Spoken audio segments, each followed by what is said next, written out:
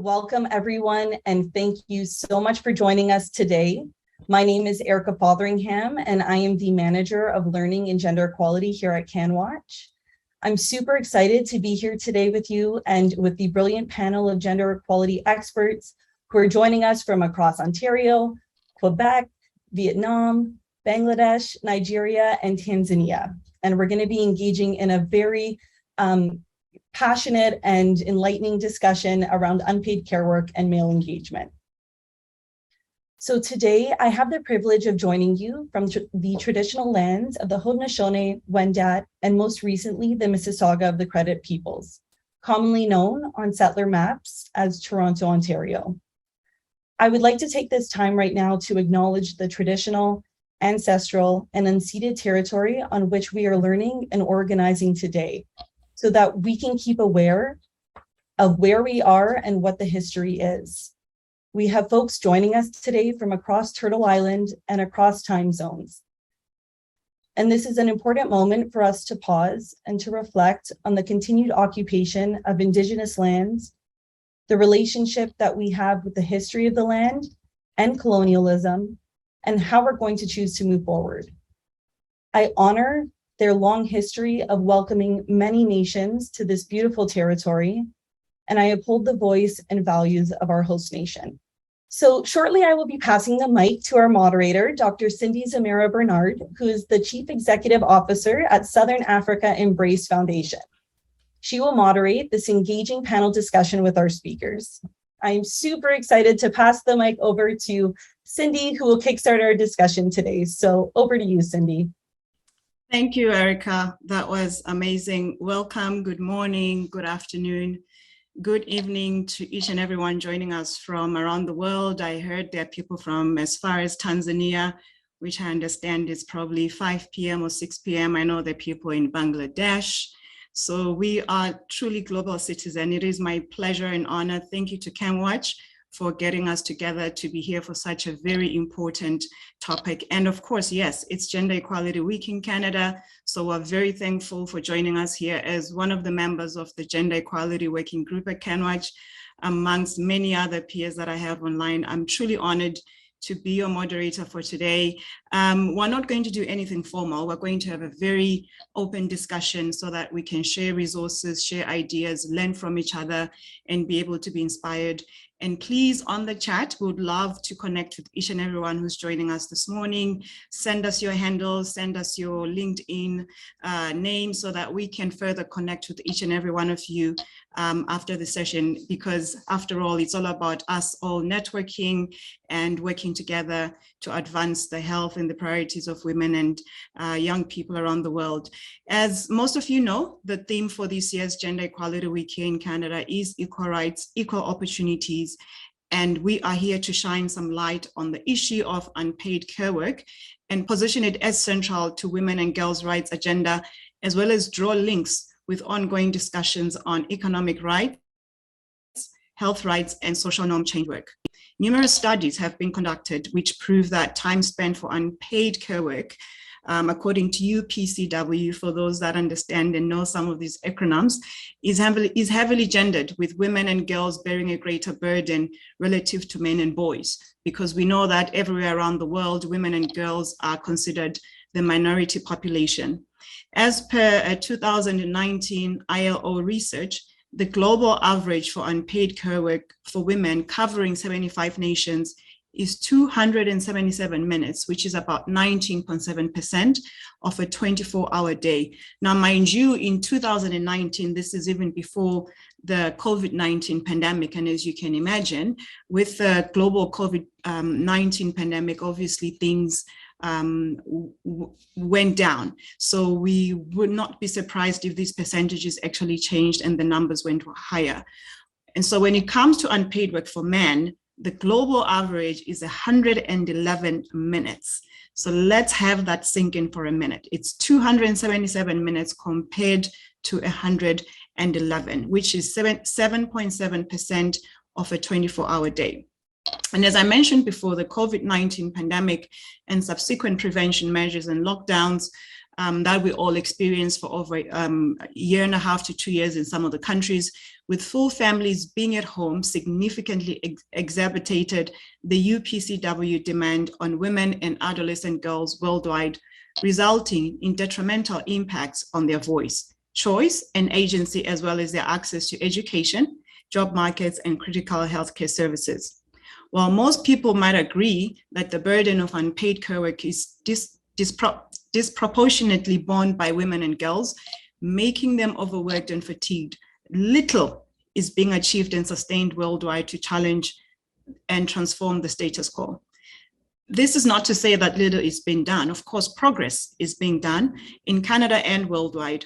Organizations such as CanWatch and many other NGOs, ICSOs, and intergovernmental organizations, private and public institutions have dedicated themselves to the mission of gender equality and women's rights, women's and girls' rights, as they are pursuing complex, multi-sectoral, multi-level strategies with intersectional, feminist, and inclusive approaches to address entrenched social and gender norms, to recognize care work, to create tangible solutions, to redistribute care work within the family and the community levels, of course, and to engage closely with policymakers to create sustainable solutions.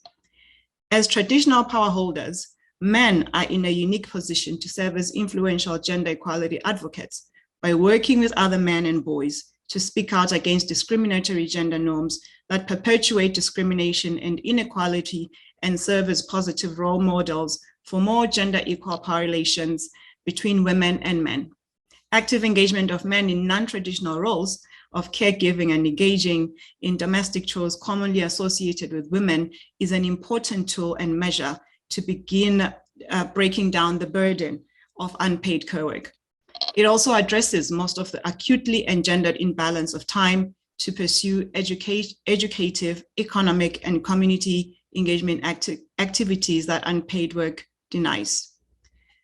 And so with that said, we are very fortunate to have with us representatives of 4 such organizations that are tirelessly working to promote women and girls'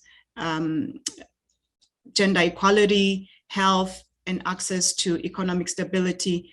And these representatives today will bring us some of their strategies that have worked in diverse contexts, as well as discuss with us the challenges they continue to face. So as I mentioned when we started talking, if you have any questions as we're going along, please definitely drop us those questions on the chat, or if you have comments, we would like to really understand how, be with you and understand how you are coming along with us as we have these discussions. As I said, there's nothing formal about why we're here today. We're all here to learn and to share and to discuss priorities and opportunities of how we move forward beyond Gender Equality Week here in Canada. And so please join me in welcoming my amazing panelists and speakers today in no particular order or preference. Ornella Atangana, please panelists, forgive me for the mispronunciation of your names. I had promised myself that I'm not going to butcher them, but hopefully you forgive me for this. Ornella is with Save the Children.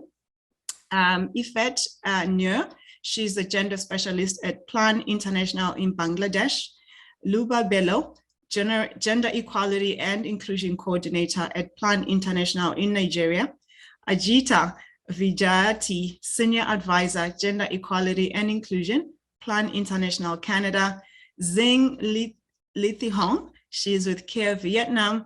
Meredith Holt Mackenzie, she's Senior Gender Equality Advisor at World Vision Canada.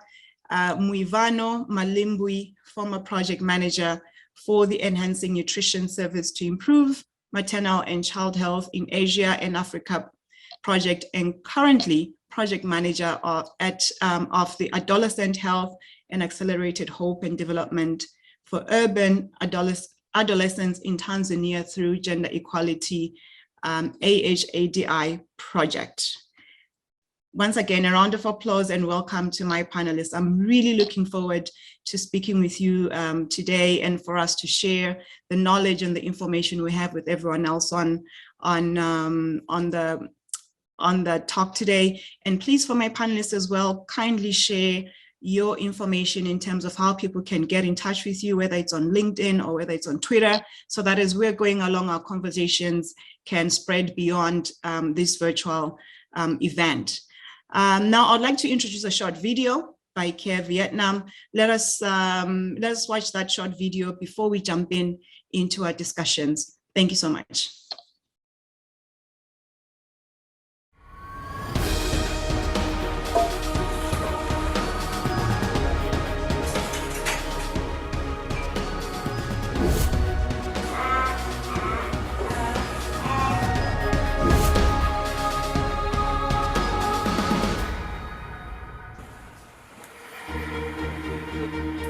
Hàng ngày tôi ở nhà chăm con, cho con ăn uống, giặt giũ quần áo cho con, làm cơm nước ăn.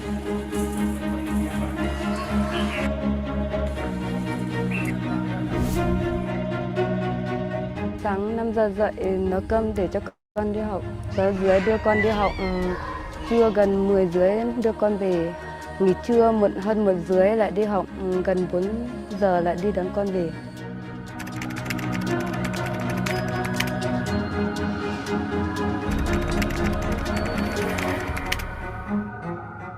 Mỗi ngày đưa con đi học, đưa đi lại đón về mất 2 tiếng thời gian của tôi, ảnh hưởng đến gia đình tôi và thu nhập của tôi. Nếu mà tôi muốn đi làm nương làm ruộng, tôi mang đi gửi 2 đứa con nhỏ nhà thím, cho thím trông hộ.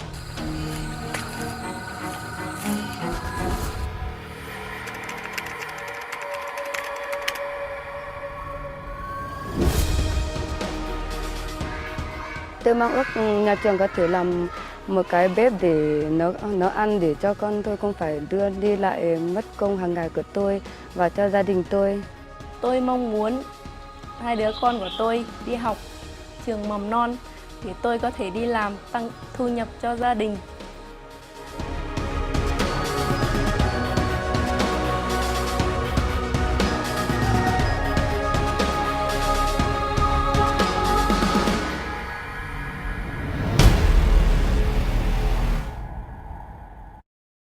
I'll start with you, Jing.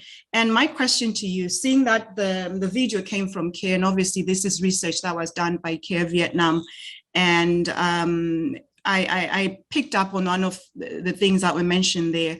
The woman said she takes about 2 hours in a day, getting her kids ready to take them to school and bring them back.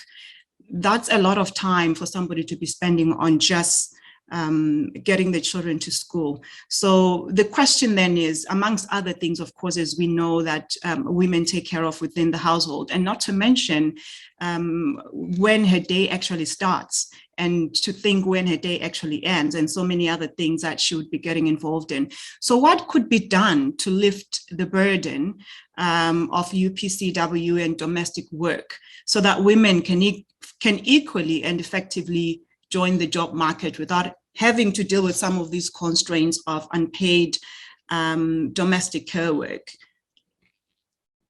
Over to you, Jane. Yeah, thanks for the questions. Actually, you can see in the video, it is the current situations of the women in our project area. This is the ethnic minorities women in the 2 provinces in the northern part of Vietnam. In that area, women, as you see in the video, women spend 2 hours to just take their children to school and from school home. But on average, women have to spend more than 5 hours doing other care work as well. Care work and domestic work. So our project is focused on improving the women's economic rights. It means that to promote women participations and benefit from economic activity. But as you can see, the time that women need to spend on unpaid care and domestic work prevent them from fully participated and benefited from unpaid care and from economic activities. So that we need a comprehensive approach to address the issues. So in Care Vietnam, we use a 3A framework to address the unpaid care domestic work burdens of women. This includes the three main components: recognize, reduce, and redistribute. This is to respond to most barrier binding ethnic minority women with the burden of unpaid care and domestic work. In reducing, to reduce, it is to respond to the lack of technical support that make women use most of their time for housework, because nowadays most of the housework is done manually. And to the back, apart from that, the bad conditions of infrastructure, as you can see in the video, the quality of the road is too bad. It takes a lot of time for them to take their children to school, and also take a lot of time for them to go to work or to get everything done. So the bad conditions of infrastructure is also a barrier for women to reduce their times on care and domestic work. And the second aspect of this framework is to redistribute, to promote the redistributions. It means that to respond to the barrier related to persistent gender norms and the lack of accessible care services. The third part of the framework is to promote the recognitions. It means that to address the barrier related to people and underestimations the roles of unpaid care work and the burden of it on women, and the barrier is my cause of women participation in economic activity, and also the effect on the household economy and the nation in general. So from this framework, what CARE have done, we designed our interventions based on this framework. So we try to promote the reductions of the times used that women have to use the time for unpaid care domestic work.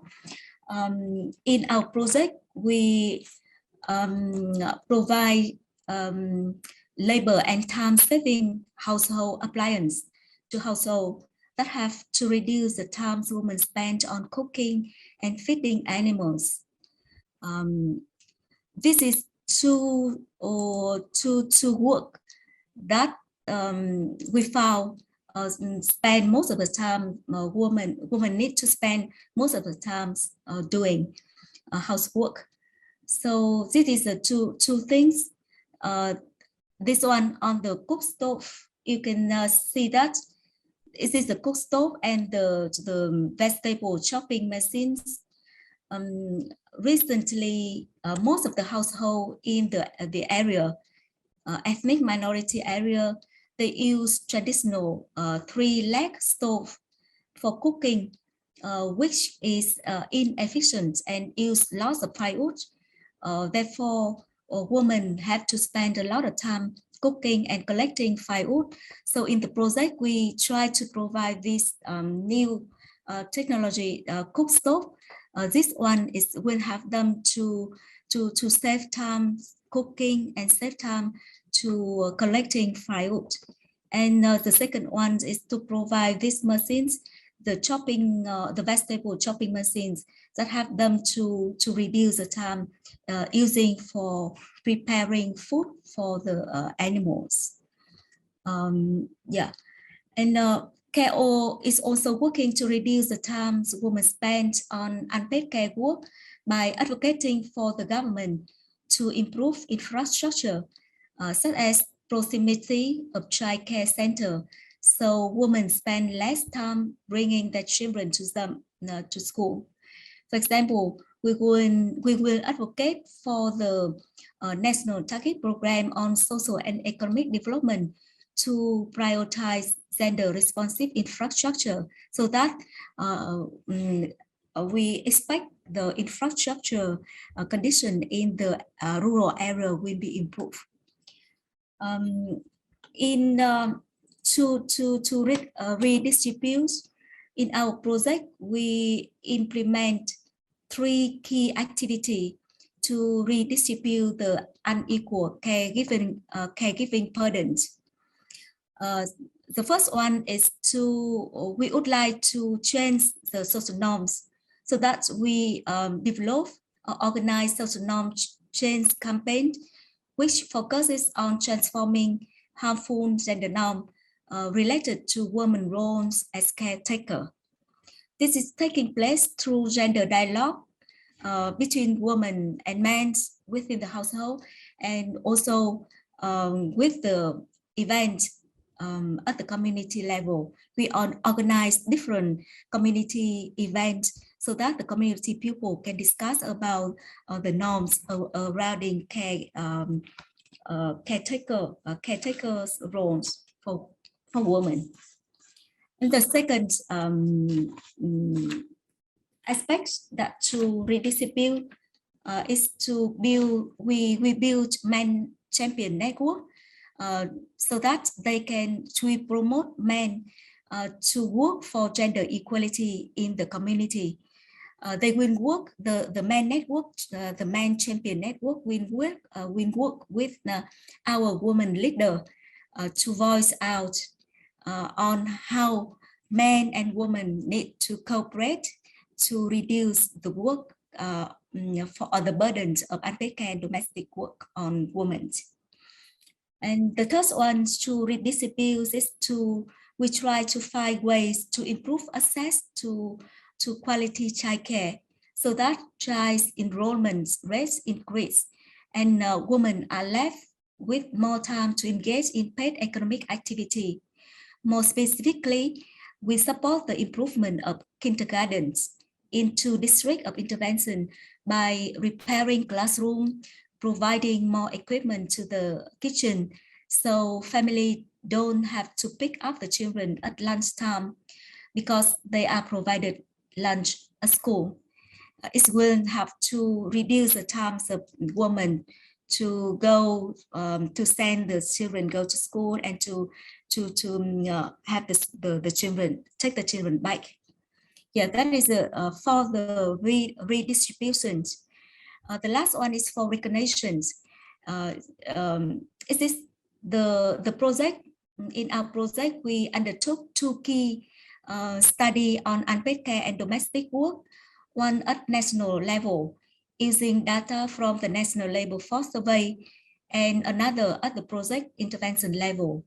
The studies focus on measuring time use of women and men and measuring the economic cost and benefit of unpaid care and domestic work. With these 2 researches, we would like to collect clear evidence to share with the general public and policymaker to understand about the issues.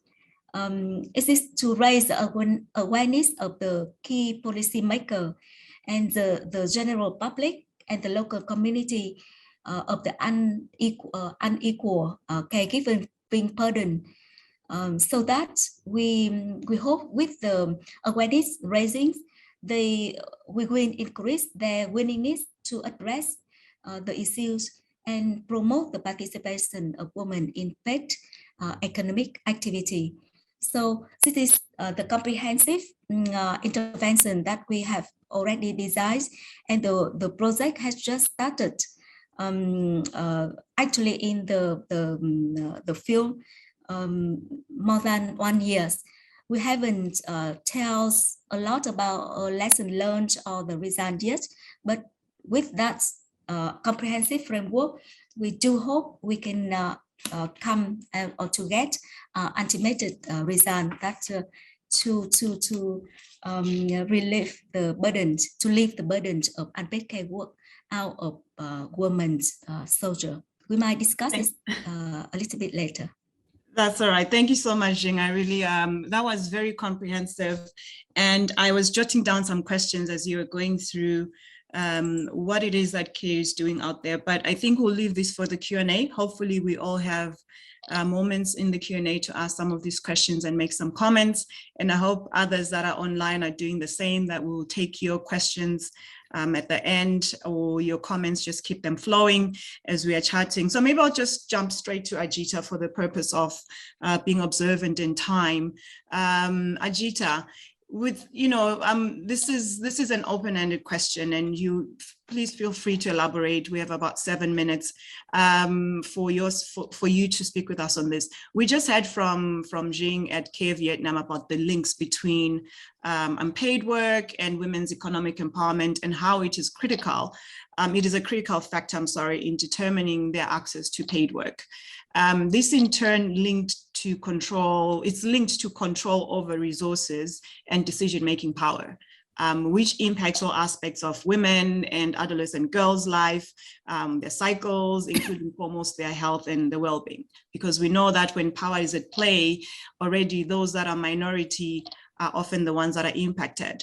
So it brings me really to the question from your end at Plan of whether and how unpaid care work can be framed in health programming, and how do we have evidence-based strategies that we can learn from? Over to you, Ajita. Thank you. Thank you, Cindy. Are you able to hear me well? Yes, I can. Perfect. Thank you for that question.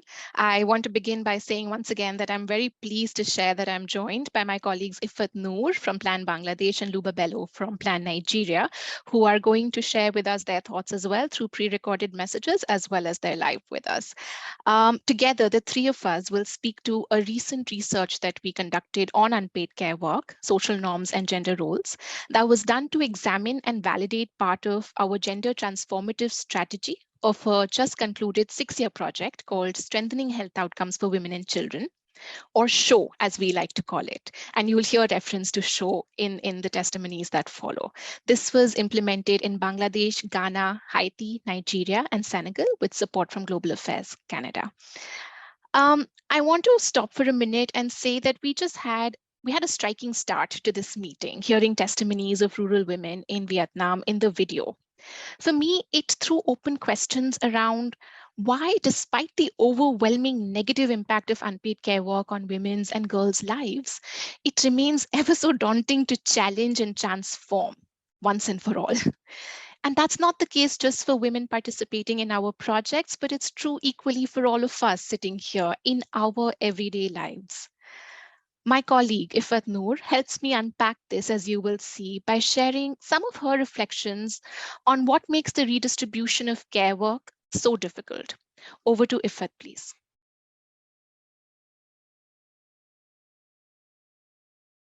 There is a lot to say about unpaid care work in the context of Bangladesh, but perhaps I should begin by saying that the question of unpaid care work is deeply tied to culture and tradition in Bangladesh. Let me give you an example. In a recent research on unpaid care work, we documented how men who share household chores are insulted in public. They are named negatively in the local language, Bangla, which roughly translates to being subjugated to the wife, or effeminate or bride of the family, or even hiding under the veil of his wife. This list of insult goes on and on and on. Therefore, the impact of the social and gender norms is borne entirely by women and girls. In pre-COVID Bangladesh, women already did 3.5 times more unpaid care work than men. During our research, we learned directly from women and girls how unpaid care work affected their physical and mental health. No time to rest, feelings of constant fatigue and weakness leading to frequent illness. And those were commonly shared by the project participant. Much like the rest of the world, the pandemic only made things worse in my country. Now, Ifat clearly positioned unpaid care work as a gender and equity issue. What happens when we add other related elements to this discourse? All of us here, work in contexts where in some places as many as 40% girls, 50% girls are married before the age of 18, some before the age of 15, and they immediately become the primary caregivers to their partners, in-laws, young children that follow soon, with little or no capacity to negotiate terms with their families given their age and gender identity. And in these contexts, caring for others does not come easy. Again, we saw in the video, it involves hard manual labor done by girls and women even during their pregnancy and postpartum phases. Walking long distance to get water or fuel, cooking in closed spaces with fumes, hours on end, waking up first, sleeping last, eating the last, the least, often leftover foods. All this negatively impacts women and girls' nutrition, musculoskeletal development, eyesight, lungs, and the sheer volume of this work leaves no time to seek critical healthcare services even during pregnancy or chronic illness. Further, being singularly responsible for care work also opens women and girls to scrutiny. Time and time again in my own projects, baseline study respondents have agreed that it's okay to beat women and girls if they put burnt food on the table. Violence, child early and forced marriages, early pregnancy, lack of access to health services that I just listed out as related to unpaid care work are all social determinants of health. And so to answer your question, Cindy, that's how we frame unpaid care work and see it as being a social determinant of health.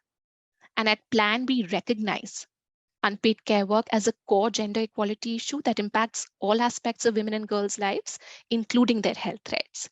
In our approach that we follow, therefore, at the individual level, all our health programs, including SHOW, stress on increasing women's and girls' agency to realize their health rights and address unequal power relations. And this includes unpaid care work. At the community level, self-reflective groups of male partners, adolescent boys, local gatekeepers such as religious traditional leaders are engaged on healthy masculinities and rejecting harmful social norms. And again, this includes discussions on unpaid care work. Then women with power, like mothers-in-law and grannies, are engaged on redistributing gender roles that are centuries old.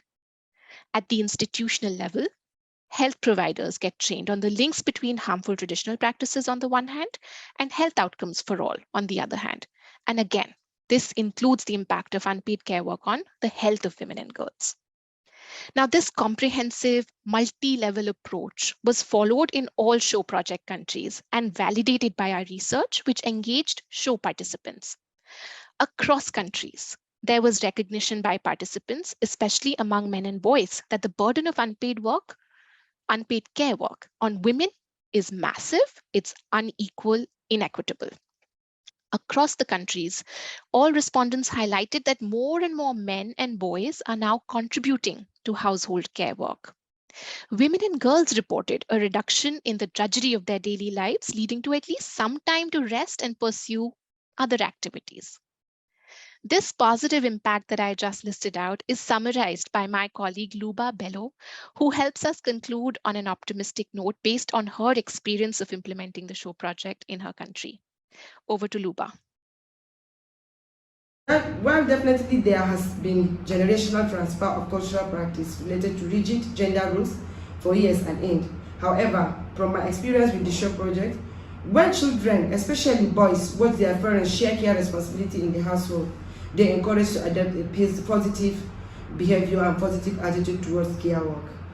Secondly, when entrenched norms are imposed by leaders and elders, again, based on SHOW project learning, it is clear that engaging religious leaders, local power holders, and influencers helps create an even enabling environment for people to experiment without the shame and fear of anybody.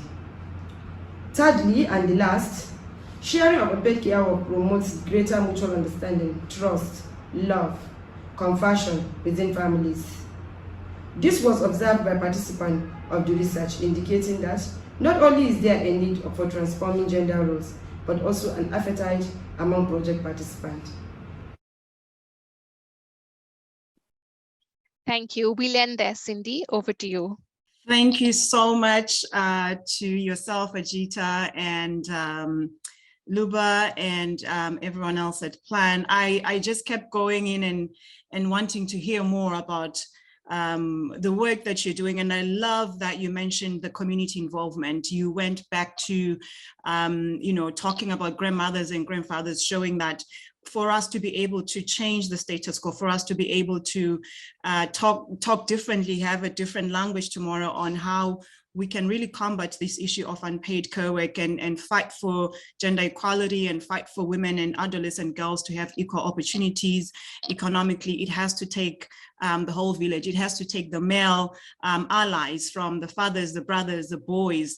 And so I'll come back to you over Q&A. Please hang tight so that we can continue this conversation, so we can hear more on other ways that Plan is working hard to implement that. Because I think this conversation is also very fitting, considering that this week is the high-level week at the United Nations, and we know that post-COVID, there's so many discussions that are going around the education of girls, unpaid care work, gender equality, seeing that we're already halfway to the 2030 UN sustainability goals. So this is quite interesting that on the other side here in Canada, we are having our Gender Equality Week, and we have such discussions that are going. So there's more to come. And again, I'll really encourage everyone that is joining us to keep dropping us your comments and your questions that we can hopefully pose at the end. Hopefully we still have time.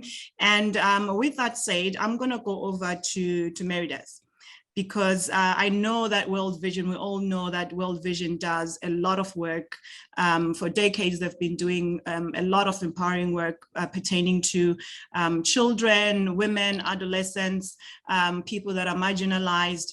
And this topic is very much important, also considering Meredith sits in the Gender Equality Working Group and is actually our leader at CanWatch.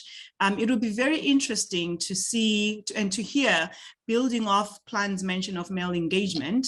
There's a report that we understand was put out by World Vision on male engagement using the man care approach, which is very interesting. I haven't fully read it myself, and I'm not sure if anyone who's joining us has had an opportunity to read that. But what was learned from World Vision using this approach, particularly with respect to what we've been talking about here? Meredith, I'll hand it over to you. You have 5 minutes for your intervention. And of course, we'll continue the conversation after if 5 minutes is not enough for you. Over to you, Meredith. Thank you. Thanks very much, Cindy. So I'm going to be speaking about the implementation of 3 large GAC, Global Affairs Canada funded reproductive, maternal, neonatal, child health and nutrition projects that we implemented from 2016 to 2021. They were, I'll give you the acronyms: Enrich, Born on Time, and Sustain.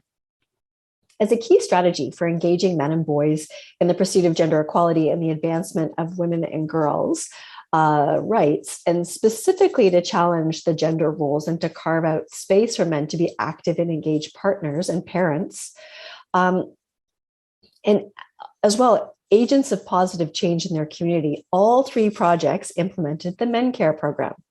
And Men Care is a global fatherhood campaign coordinated by Equimundo, which is formerly Promundo, and Sonke Gender Justice. Men care groups were formed and members were trained using locally contextualized reproductive, maternal, neonatal, child health, and nutrition curriculum, focused on increasing their knowledge of these issues and encouraging them to be active and accountable husbands and fathers. And this is a gap area that was just articulated by Ajita. And this was achieved by them becoming directly involved in safe pregnancy, childbirth, and child rearing, eliminating gender biases, sharing decision-making with their wives, ensuring good nutritional practices for their wives when they're pregnant and lactating, taking on a more equal share of household chores and childcare responsibilities, reducing alcohol dependence, ending gender-based violence, and ending child and early forced marriage. We're going to shift over to my colleague, Muvano Malimbi, and who's put together some thoughts on the key results of in particular, the Enrich project. Over to Muvano.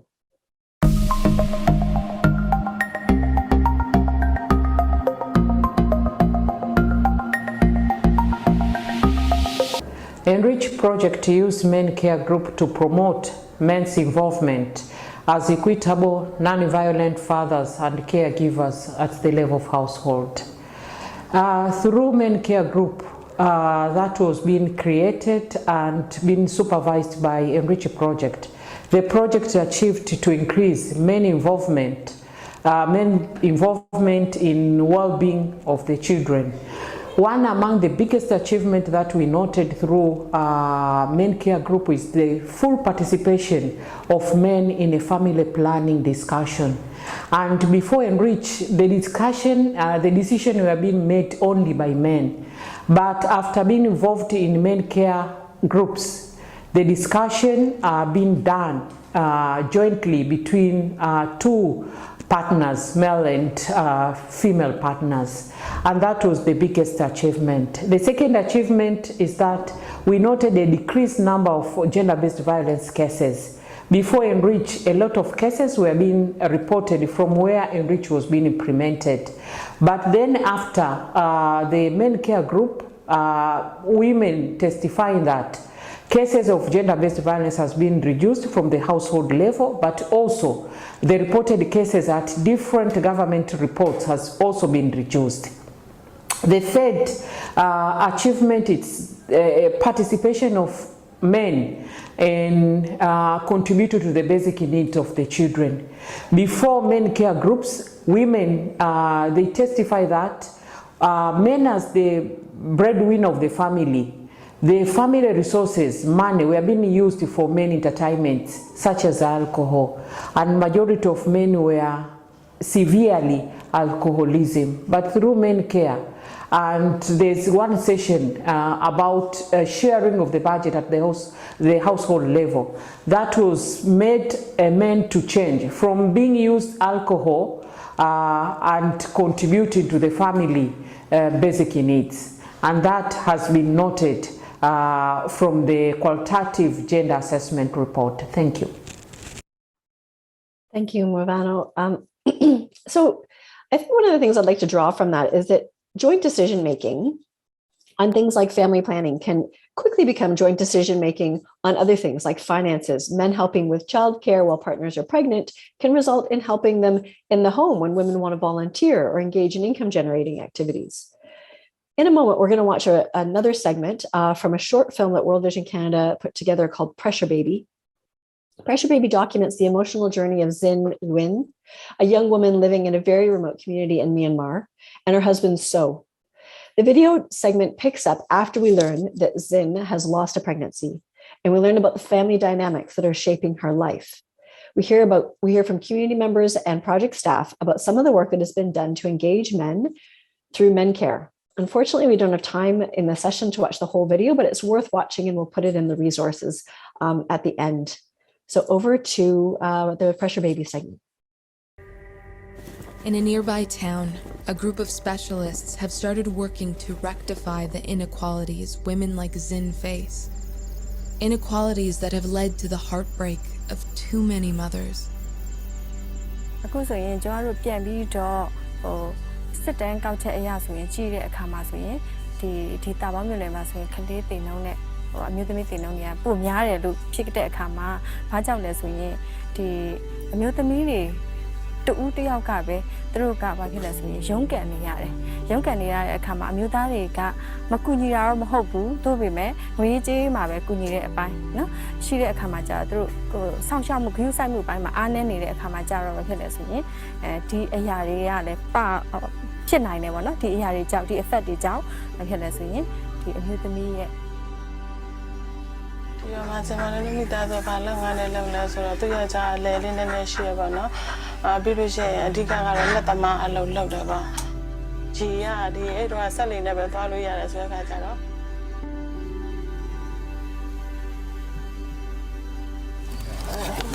ဆောရပြီးတော့ပြင်နေတာပြီးတော့ဘူးလာတယ်ဘူးလာတော့ဘယ်လိုပဲနောက်တော့ဒီတော့ဘာမှစိတ်ဘူးဒါကကျွန်တော်တို့ဒီငကူကဂျန်ဒါဆိုတာမချဘူးမရှိဘူးလေနော်အဲ့လိုဒီဂျန်ဒါအဖွဲ့အစည်းမှာရောမလာလို့ဒီဆိုတဲ့ခါကျတော့ကျွန်တော်တို့အနေနဲ့လည်းငါတို့တည်တင်ပြီးတဲ့ဘူဒ္ဓကိုလည်းမှရှိတယ်ကို ကိုယ့်ရဲ့အကောင့်ဖော်တွေကိုလည်းပြန်ပြီးတော့ဝင်လာချင်တာနဲ့နောက်စိတ်ပါဝင်စားရတဲ့ဝင်လာ man care ဆိုတာကတော့အမျိုးသားတွေရဲ့ဂရုစိုက်ခြင်းအမျိုးသားတွေရဲ့ဂရုပူးပေါင်းပါဝင်ခြင်းတစ်ခုဘယ်အပိုင်းမှာပူးပေါင်းပါဝင်လဲဆိုရင်ဒီကျန်းမာရေးဆောင်ရှောက်မှုအပိုင်းနဲ့ဒီမိသားစုအထက်မှာပူးပေါင်းပါဝင်ခြင်းဆိုတာ man care လို့ခေါ်ရပေါ့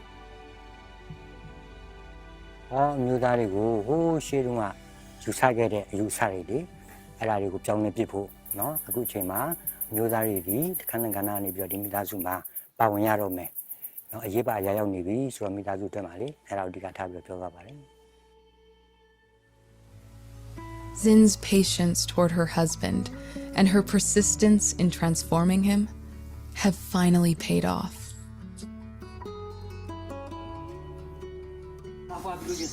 So realizes that the best way for him to protect their future child from the tragedy that they have known all too well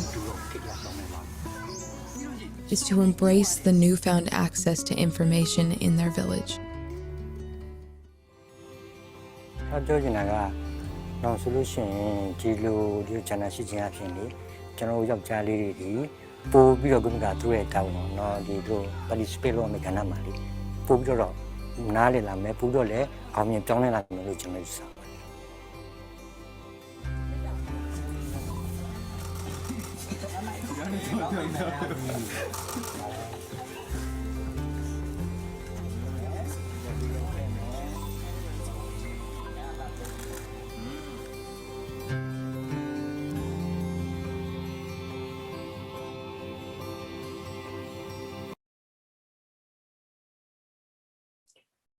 Thanks very much. I'll just close with in the upcoming slide, you can see a picture of Zin and her husband So and their new healthy baby. And I think what I'd like to focus on is that reports from all of the projects, all 3 projects where we implemented men care, suggested that contrary to widespread assumptions that are informed by strict gender norms, that men are not interested in learning about health and how to take care of their family better and support their wives better and be more equitable in their households. They are eager to learn about RMNCH and nutrition, and many of them have felt excluded from programming that is traditionally focused solely on women. So while some men were reluctant to engage in activities that threaten the status quo, many were happy to receive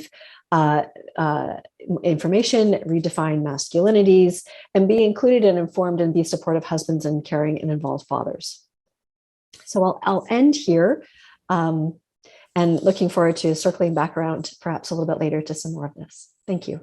Oh, absolutely. Thank you so much, Meredith, for that. And it's quite, this short video and of course is very, very educational. And of course, I hope many of us can get time to find the men care report from World Vision, because I believe that is very important as we continue to do the advocacy work and the activism on gender equality and really, advancing and build allyship with our male counterparts and work with other institutions and our leaders on how we can achieve better numbers of women being in places of employment and economic stability. We have to understand what our male allies are going through. And if you said something interesting, that from the research and what was put in the report, some men were saying that they were not interested in being involved. So those are the things that we probably have to be talking about and finding out how we can change that norm, how we can change that belief. But in any way, as you mentioned, we will circle back. And I just want to jump over to Onella from Save the Children. I would like to go back to the video from CARE, because I mean both videos are fitting anyway to the Gender Equality Week theme here in Canada, but particularly to the first video that we watched that was from CARE. What success models from Save the Children have been used to engage with men, not just on UPCW, but more broadly on gender equality and women's rights, etc. And then number 2, Onella, as you are giving your intervention, please help us understand what are some of the outcomes of implementing these models that you have taken on at Save the Children. Okay. Over to you. Thank you so much, Cindy. So indeed, I can say that overall our interventions have, if I'm speaking on care work specifically, they focused actually on engaging with men and boys around one of the 3 R's that Jiang was alluding to, which would be redistribution, specifically on decision-making, parenting, and chores. And actually, as far as models, I really wanted to focus on one of our most well-documented male engagement models, which is the real fathers approach, which actually stemmed from an initiative that was designed in 2013 through formative research and collaboration with communities in northern Uganda. And that initiative was piloted and adapted in a wide variety of contexts to the point that it's become now an approach that is being implemented in a number of different programs, projects, etc. So how could we define the real fathers approach? Basically, that approach is a community-based mentoring program that aims to prevent intimate partner violence and harsh discipline of young children. And that is done through engagement with first-time fathers of children aged between 1 to 5 and living with their partners. So I do see a lot of commonalities with the training program and mentoring program that was implemented through the Men Care project that was alluded to by Meredith. So similarly, we had a training program that was made up of 2 key elements. Mentorship provided via training sessions, as well as home and group visits. And so the program rests on the support of mentors who actually provide supports to up to 4 young fathers using a structured protocol. And the mentors themselves are selected by community participants for their capacity to model positive behaviors and build trust with fathers. And as we're speaking on the structured protocol, the structured protocol itself is really to focus on allowing fathers to reflect around fatherhood and how to develop family relationships and positive partnerships with their partners. And secondly, really trying to see how we can build up the skills that are needed to parent and communicate effectively and in more gender equal manners. And what's also quite interesting with the real fathers approach is that it really focuses on first-time fathers.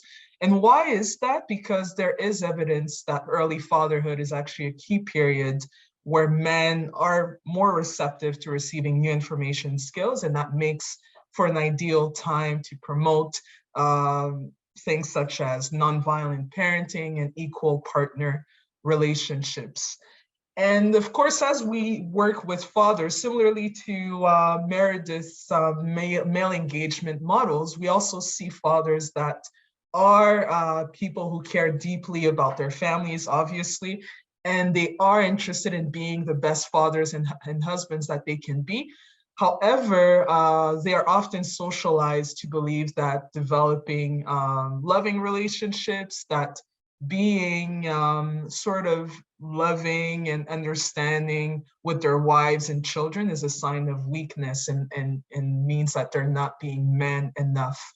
And that socialization is often both a result and contributor to gender inequality, which once again, as we think about the main objective of this approach, it's a key risk factor of intimate partner violence and violence against children. So rather than really using the real fathers approach as a way to broach the topic of violence, we're actually here focusing more so on providing an alternative to the predominant gender norms around fatherhood as a way to mitigate some of the intimate partner violence that exists or the harsh parental discipline that is often predominant in many contexts. And so the idea here is really to provide an alternative to the socialization that is often provided to fathers. And what does that mean? That means training and mentorship that includes spaces where men can self-reflect on the types of fathers they would like to be, as well as the types of relationships that they would like to have with their children. And as we know in their socialization process, men do not often have the opportunity to express to speak on their desires and emotions around fatherhood. And so having the ability to have that space to discuss what types of fathers they would like to be, what types of parents they would like to become, what kinds of relationships they would like to implement in their households is actually quite appreciated. And so one of the keys here is really to open up men's hearts. And once that's done, you can really help support them in developing new skills, once again, around couple communication, joint problem solving, and nonviolent responses to conflict. And that's what contributes to expanding fathers' roles in their children over time, and them also becoming more present in their children's lives and being better at communicating with their partners. So of course, as we speak on the work that is done with men around parenting, what we're also seeing is interesting results that are related to unpaid care work. So some of the key results that we've seen from the implementation of this approach, whether it be in the pilot project and even in the way that it's been implemented in different programs that Save the Children. First of all, we've seen an increased share of household responsibility. So after the initiative was completed, we've seen reports both from fathers and mothers of young fathers increasing their participation in domestic work. And even more significantly is improvements in the number of fathers spending time with their children. So some fathers, for instance, described coming home earlier, spending more time with their children. That includes playing and caring for their children. A second element is really around couple communication. So again, fathers and mothers becoming more inclined to discuss how to create a good home, how to care for their children. And again, that creates more room not only to discuss how the household is organized, but more widely to negotiate on changes around roles in the household. So that's also quite positive. And finally, another element that we've seen is really an increased involvement or investment, and we're speaking investment of financial resources in the household. So we've seen fathers, again, that reported that some behaviors, whether it be drinking, socializing, contributed to keeping the family impoverished. And so the Real Fathers initiative, once again, helped young fathers actually prioritize their family, whether it be their long-term goals, basic needs. And as I'm speaking on basic needs, I'm alluding to healthcare, clothing, housing, food security, or education. So those were some of the key outcomes that we've seen from implementing this approach. Thank you. Thank you. Thank you so much, Ornella, for that. That was a very comprehensive presentation that you gave there. And I picked up on a few things that we're probably going to touch on our Q&A, that is important, that the relationship building is important inside the home between the father, the spouse, and the children, and vice versa. Communication by the male and the children, as well as the spouse. And then financial involvement. I think oftentimes when we talk about women's economic empowerment and closing the inequality equity gap, we forget that we cannot do that without having long-term sustainable solutions to financial involvement and what that takes. It has to start from the home. So I really like that your organization has taken that approach to bring that out, to say we need to talk about these things, because oftentimes the reason why women are often left behind in the sense of whether it's unpaid care work or just inequality is because we lack in finances. And when that is not available in the home, when we don't have a leader in the home, or the father is uninvolved, or the father is also not stable financially, then it causes more strain on the caregiver, which is often the mother. So I think at this point, I would like to open it up to all my speakers, if that's okay, Erica, and to everyone else that's on joining us right now, so we can put more time as well before we reach the end of our discussion and our time together, which has been very, very educational, inspiring, and powerful. I'm not picking on anybody. Anyone can start, whoever is comfortable with starting on this. I really would like us to briefly, within 3 minutes, each of you, or 2.5 minutes if possible. Thank you so much for sharing about your work and experiences with unpaid work and the male engagement topic. As I mentioned, it's really been fascinating to myself as the moderator, and I'm sure for others that are listening as well online, to learn about the different programmatic interventions and approaches that each of you have been looking at and implemented in your respective organizations. And so I would say, reflecting on your work, I would like to hear about, again, briefly, in just 2 minutes, 3 minutes at max, the key successes, the lessons that you've learned, the challenges, and any takeaways that you'd like to leave with us today. And secondly to that, I hope it's not a long question, what are the big nuggets of knowledge that we can walk away from this session today? The floor is open. Anyone free, unless if maybe I can pick on anyone. I'll go first, Cindy. All right, Meredith, thank you. Go for it. I'm not feeling super great today, so if I can go first, that maybe gives my presentation more stamina. I think one of the key success factors was ensuring, and I think that I can imagine that there'd be a lot of commonality with any of the unpaid care work, any of the male engagement type activities that we're all talking about, but ensuring that training and group discussion content and behavioral change strategies are locally informed and appropriate to that context. So, we've these projects that we're highlighting cross a number of different geographies, but I think that sort of localized, locally informed and localized approach is so critical. We did use at World Vision, we did use different strategies in the different projects. And for example, to address low participation rates at the beginning of some of the men care programs, project teams attracted men by creating coffee corners. They integrated it into football matches. They integrated it into board game competitions. These are all ways in which men came together in the community, and so they integrated a lot of the messaging into those moments. And I think that the second point as well is that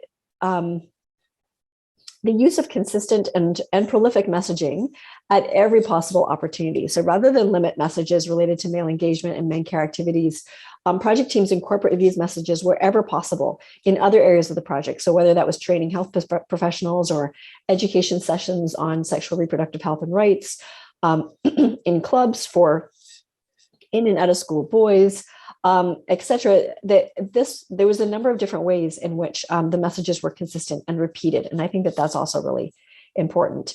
And then the third one that I'll just touch on is there were champions who shared their personal experiences of the positive impacts of the program on their lives, their relationships, their family well-being with other male community members.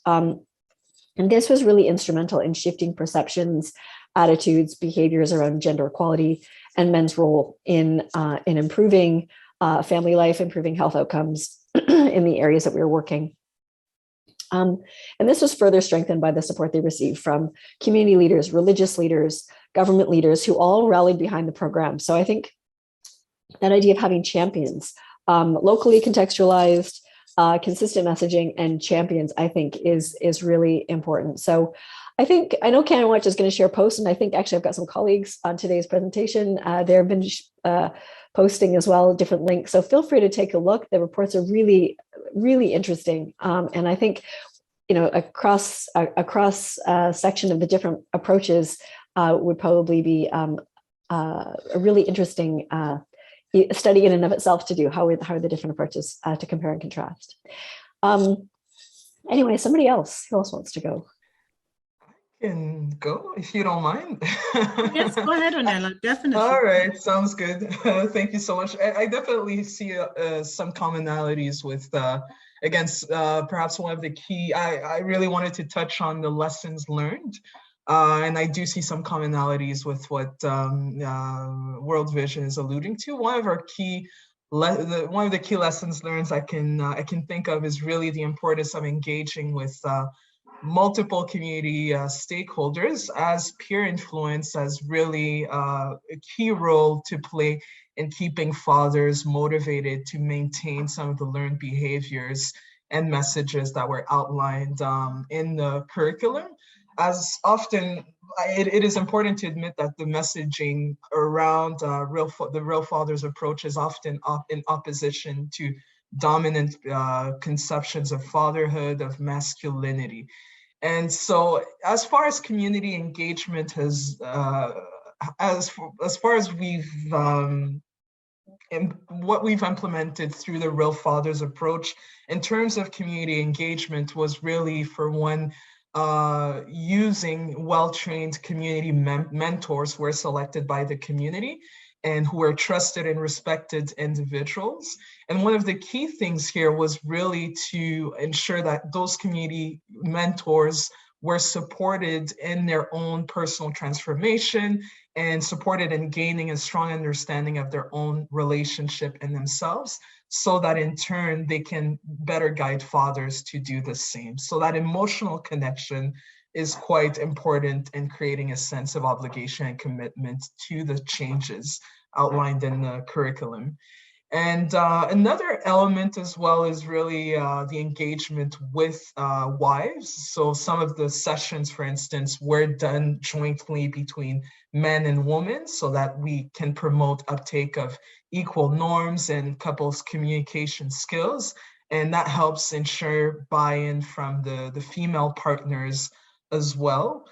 And as far as, I guess, promoting positive masculinity, of course, we've been successful in engaging with mentors and with partners, but we've seen mitigated results in terms of how members of the community have responded to the programming. So in some instances, we've seen real fathers participants being ridiculed and mocked, being called weak, men being called weak, or mothers or women being called being reprimanded for not abiding by their traditional role. And then on the opposite end, we've also seen some real fathers participants and their wives being elevated as role models due to improvements in their family lives. So, so definitely we see the need to improve engagement with the community. And as far as one of the things that we are attempting, similarly to what Meredith has mentioned, is really the implement the use of gender equality champions. And one of our more recent programs, My Body, My Decision, My Rights, around child and early forced marriage, we're really ensuring that the real father's approach is implemented in tandem with engagement and training and capacity building of community gender equality champions. Thank you.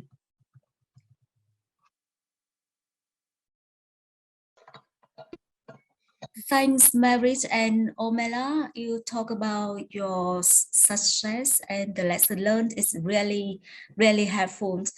Actually, our project in Vietnam has just started not too long, and we think that what you have been shared is very important and very useful for us, as we now have seen some of the challenges in addressing the issues. Especially when working with men, as you might remember in my sharing, I mentioned about us in building a man network to promote gender equality. But really, frankly speaking, it is really challenging involving men in a network for gender equality. It is because of social norm. is the gender norm is so rigid that especially regarding to the unpaid care and domestic work, it is considered it is a woman work. So how men can support in sharing housework and how can have with the care responsibility. So what I can see that your lesson is very concrete and we can apply in our project. But in general, to make the change in social norm, it takes a very long time, and we can make the change in our project area. Apply the way as like Save the Children or World Vision have been said, it's very useful, but it can make the change in only in our project area. How we can make the change at our own in the society, in the whole society, it takes time and it needs the coordinations among different stakeholders, among development partner, NGOs, and also the government. It is very, very important. The government organization need to be involved too. So I'm thinking of there is a need of having big country wide for social norm change. Apply the social norm change approach so that it can make a change at a large scale. It is very important, not only in one project site. Apart from changing social norms, we also see the challenges in involving the government to improve their accountability in improving the infrastructure. As you see, to reduce the unpaid care work burden on women, there's a need to improve the infrastructure. As you can see, the 3R framework, we need to make the change in infrastructure so that it is more gender responsive. But how we can make it happen in the reality? In Vietnam, we are planning to have it to advocate the government to be more responsible in making the infrastructure more gender sensitive. But it is not the priority for the government. It's not considered a very need, and it is something urgent that the government need to act on. So how we can advocate the government to show their accountability is a big question that we think is a big challenge for us. And yeah, really would like to learn more from you all here, from Plan International. If you have any solutions, or anyone who joined the webinar can share your own experience, it will be very great. Thank you, Xiang. Maybe I can come in here and really to echo what you've said, and Ornella and Meredith before you, that we agree, and our research has also shown that change is possible where we're living with optimism, and change is possible, as you said, when context-specific gender transformative strategies are applied, and when these strategies address unequal power hierarchies across levels. Yes, we agree. And in our research as well, something that I was very happy to see was emerging examples of sisterhood, with mothers telling sons, sisters telling married brothers to do more of care work. And we know that's important. Sisterhood is important. It's the main thing. Women and girls testifying that yes, they have higher negotiation power, men and boys demonstrating greater awareness. And this is my favorite, women's groups at the local level demarcating time for their members to rest. This is also important. But really, what I also heard some of you talk about was something that our research captured as well, which was that men and boys continue to label their contribution to care work as quote unquote helping women do what is their role, right? So not seeing it as their job equally. And how many of us have heard that in our lives. Again, not to other the issue. It's not something that affects other people. It affects us, unpaid care work, all of us in this meeting, right? Women worrying that their male partners would return to the old ways once lockdowns lifted, and boys expressing anger. We saw that in our research as well. Boys expressing anger that they were now suddenly responsible for work both outside and inside their homes. And so I've just shared a bunch of contradictory results, really. And so what does it mean? What does all this mean for us development practitioners? That's what I want to talk about a little bit in just a minute. That for me, this tells us that social and gender norm change work, something Xiang you mentioned, it doesn't always take place in a positive or a linear way, right? It's messy. And this is something that development practitioners, all of us, need to accept. This also tells us that for change to be sustained, it has to be embraced by everyone. Or Nella Meredith, you talked about engaging men, leaders, community change makers, but also it means including women who themselves might be resistant to sharing the spaces within the household that they have traditionally held, and which in several ways can be a source of their identity, their pride, their perceived power, even though they may have been socialized into the role and identity. It's something like someone coming from outside and telling me, please stop being a gender equality advisor. I'd be like, I don't know what else to do. This is all I've done. So we have to understand why there is this response. And what I feel that we need to put a spotlight on is the question around whether we need to pause as many times as it takes to really think about whether what we think is working is really working for the people it is meant to be working for, or it's working for us and our results frameworks and our theorizations. And no, I'm not leaving you with any clear-cut answers, but I feel that what we have, something that we're doing increasingly off at Plan International, as I understand many other organizations, is increasingly being vulnerable and open to asking ourselves these very tough, critical questions and initiating new and important conversations on anti-racism, on decolonization, and really, what does it mean to localize and have program participants decide their own individual pathways to fulfilling, meaningful, and healthy lives, even if they define these goals differently from us sitting here? Back to you, Cindy, and all of you. Thank you, Ajita. You know, I could sit here and want you to keep talking and listen as you are elaborating. So, of course, the other speakers that we had, and I know we're running out of time. We have 8 minutes left in our 30-minute session, which has been very, very engaging. I'm not sure, Erica, if we have time for maybe 2 or 3 questions from those that are joining us online. But anyway, before we get to that, personally, my key takeaway from what our panelists have been sharing with us, you know, a few of them that I've touched on as I listened to them give us and deliver what they had to share with us. As I mentioned, relationship building is very important in this work of all of us working together to address the issues of inequality, address the issues of unpaid care work. I also heard someone call on the governments. We need our governments to improve on the infrastructure. That's very key, that's very important.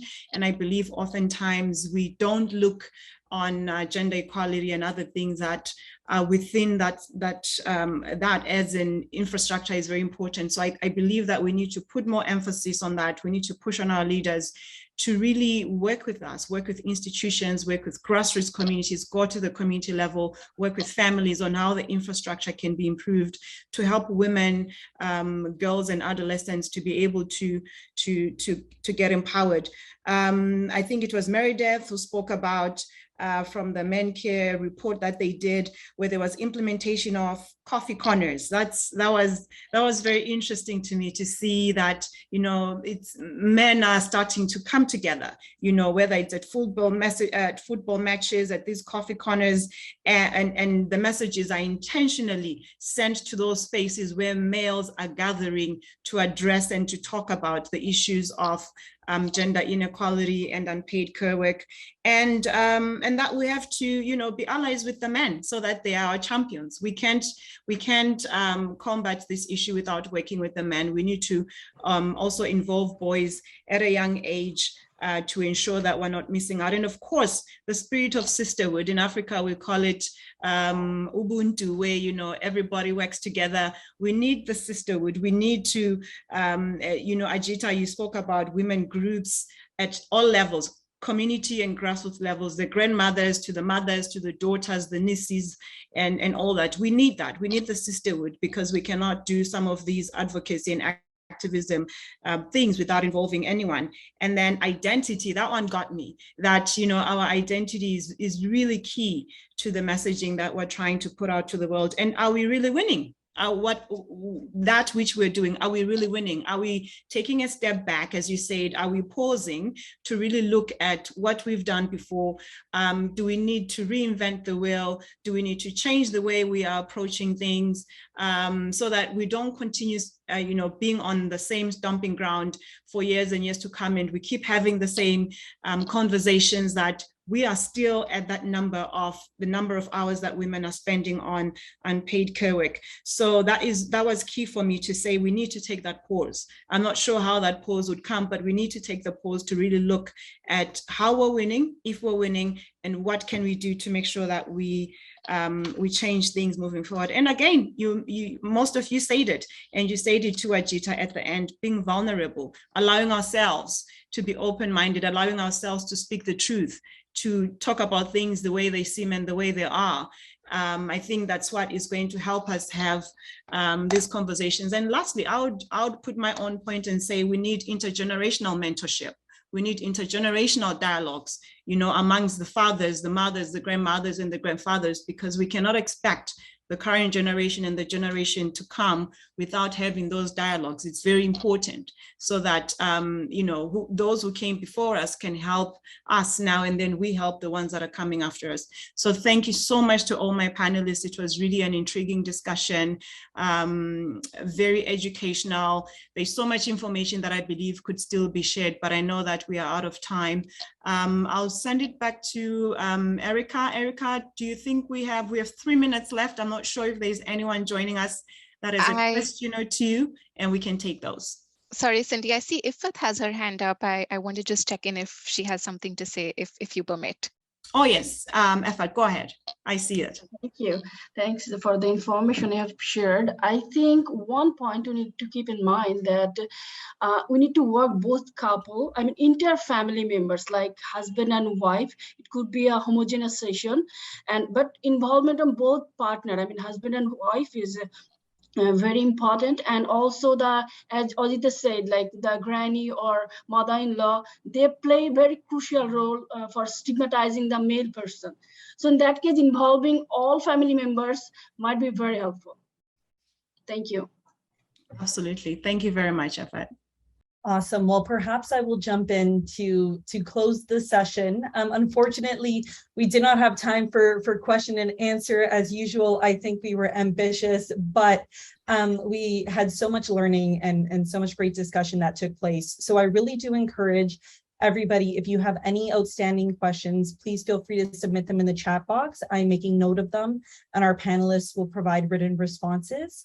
As well, I provided my email if you have any questions following this session. And if you've registered for this session, in the coming weeks, you will receive an email from CanWatch that will bring you to a website page that will have this recording in English and French, along with all of the resources mentioned, access to the videos shared, and any answers to the questions that were being asked.